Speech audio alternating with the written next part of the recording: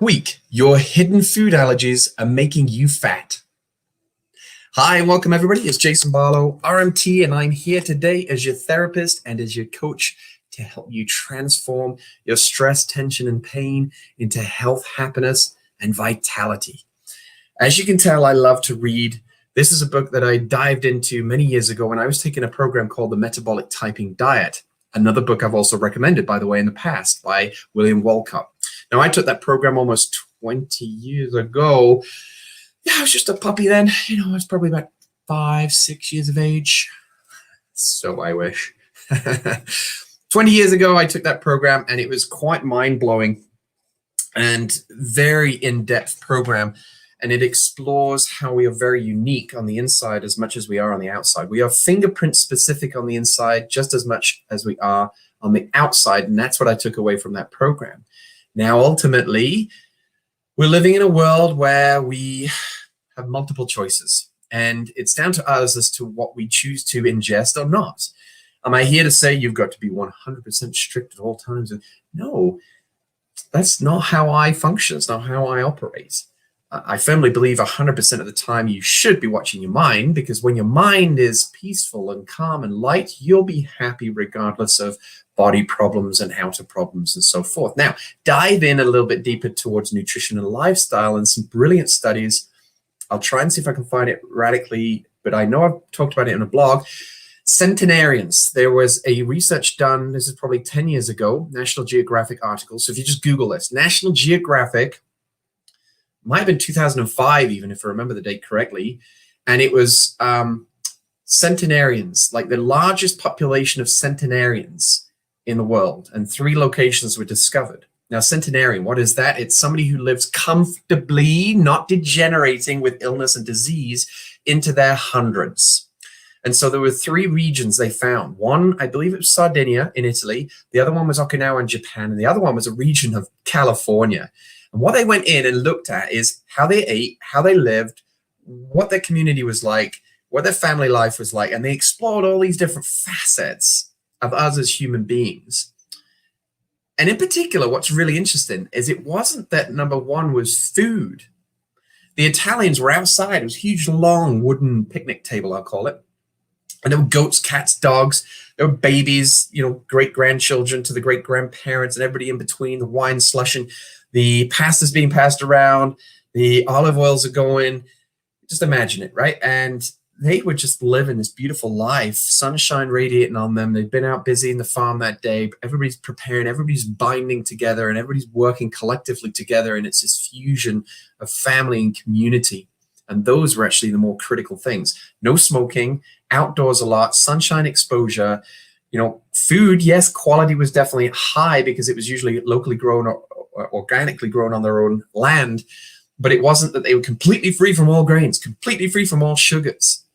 Now, it depends where you're at. If you're struggling quite severely with something on a disease level, then I may suggest that you need to go really strict with your diet, like cutting out the processed foods, cutting out sugar, cutting out grains, cutting out dairy. Anyway, I could dive in deeper in nutrition. I love talking about it, love studying it.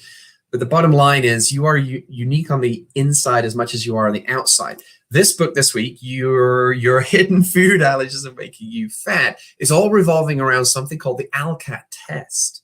Now, you can Google that and find out a little bit more about it. But these guys are essentially diving deeper into what the ALCAT Test actually is. So I'm just going to read the back. Now you can lose weight and feel great. I love that.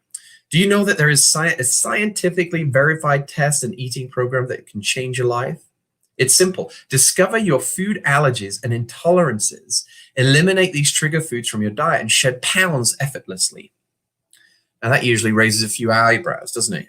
Thought of getting something done effortlessly? Because usually everything's coming to us. Either we have to put a great deal of effort into it, or the things that we don't want come effortlessly. Have you noticed that? Inside is everything you need to know about the ALCAT test, a revolutionary approach to weight loss and well-being that will help you regain control over your weight, your health, and your life. The ALCAT test works. 98% of the participants in a Baylor Institute study who eliminated their trigger foods lost weight, reduced their percentage of body fat, and gained muscle tissue. Now, this obviously orientates around a particular test you could go get done, which is great and it's wonderful. There's a cost incurred, but you'll get precise information. The other alternative is obviously you cut out said foods and a process of elimination and then reintroduction and see what reactions you get. It's more timely, but it costs less. So it's your choice, but I would highly recommend whether you go down the pathway of more scientific testing or non-scientific testing and pure experimentation, have this book as your guideline. Because what's interesting is, although the word allergies is used on the front for the title, on the back, I just said there's intolerances. So we don't necessarily eat a food, and if we have no anaphylactic reaction or skin rash or real strong instant response from eating that food, that's more of an allergy. But if we're getting these things that surreptitiously, very discreetly, quietly in the background, right? We're not getting to the bathroom often enough, or we are having dyspepsia, right? Our stomach's upset, we're getting belching and hiccups, and we're getting reactions from our gastrointestinal system. There's something going on as an imbalance between what's going in here and what's coming out the other end. And that could be an intolerance. And in their book, they describe the types of foods that could be creating these reactions in your gut, therefore in your body. Remember, this whole gut system is driven by your enteric nervous system. It's almost your second brain. That's why people say, listen to your gut feeling, because there's a level of science to that, a level of truth to it. We have a ton, like millions, if not billions, I could be wrong and say trillions. There's lots of these nerve cells that are controlling reactions, responses in accordance with the very foods that you're putting in. Now, remember also, I might have talked about this before in the past, if you've listened in, somatovisceral reflexes. So what you're eating can actually be giving rise to symptoms in your musculoskeletal system. Rheumatoid arthritis. You could be having chronic muscle tension, chronic muscle pain, muscle cramps. Just thick tension, stress can be building up in the muscles due to the fact that the foods you're eating are creating some kind of allergic or intolerant reaction that you don't recognize as being a food source. You're like, well, I just spent too much time at the computer. Well, I did a lot of hay baling yesterday. Yeah, some of those things definitely contribute. But what's underlying that? See, I'm all about chasing the origin of pain for people. And this book helps you understand the origin of pain from purely a nutritional science point of view. Now, he obviously, or the authors are titling it as Making You Fat, because very often, again, these foods, these allergies, these intolerances that we may have may actually be giving rise to the storage of body fat unnecessarily on the body. Now, remember, you have body fat. It's a necessity. If a female's body fat percentage falls below a certain amount, I believe it might be around 14 or 12% for sure. If they drop below that threshold, they then have the risk of becoming amenorrheic, if I'm saying that correctly. That's how I'd say it coming from the UK. Essentially, it means that the menstrual cycle would cease. Now, that's not a healthy thing either, especially if they're trying to have children eventually or wish to have children. We don't want to disturb. The female hormonal system, guys, we probably know this, is quite delicate. And I mean that in sincerity, ladies. What I'm meaning by that is little changes can create huge reactions in a female body. Whereas a male body, you can disturb those hormonal system a little bit more, and they can kind of prolong or endure much longer the reactions that are taking place. The female hormonal system definitely is more reactive, more sensitive, and there's a reason for it. They are maternal in nature. They are designed, so to speak, to bear a child, protect that child during the process of growth of the child within the womb.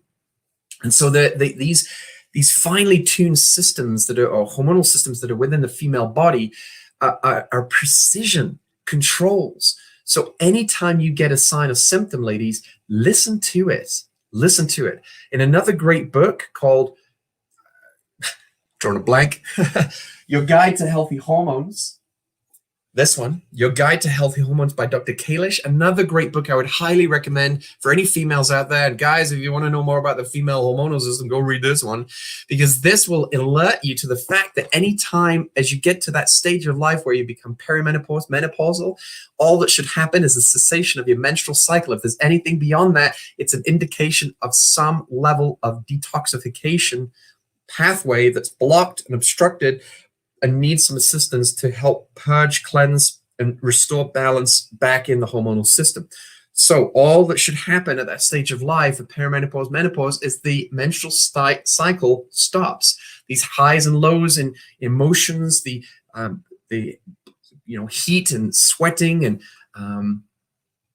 heavy bleeding and so on and so forth. These are just indicators that the body is not in a state of balance, and there's ways to help achieve that. Read that book, Guide to Healthy Hormones. Read this book, because there may be some other things beyond just what they discuss in Guide to Healthy Hormones. So this is a book that I would highly recommend to dive in, and it's got some interesting facts and statistics in here too. Now, this was written back in '98. I just checked, there isn't actually a new edition at this current time. The core of the message remains the same. You could obviously just imagine that some of the statistics are probably going to be a little higher than what they were back then. And if you want to get more relevant statistics, well, just do your own due diligence, your own research, because ultimately your health is under your control. There's some wonderful practitioners and people out there that are here to help you, but it's you that spends the most amount of time with yourself. So what are you doing by way of your attitude towards nutrition and lifestyle in this particular book? Your hidden food allergies are making you fat. Go get a copy. Thank you for joining me. I hope you found that a benefit. I'm going to sign off real quick. Remember, your muscle health is my #1 priority. That's why I do what I do. And I'd like to see you have more of this healthy, happy energy. Thank you for joining me. Enjoy your weekend, and we'll see you all on Monday. Bye.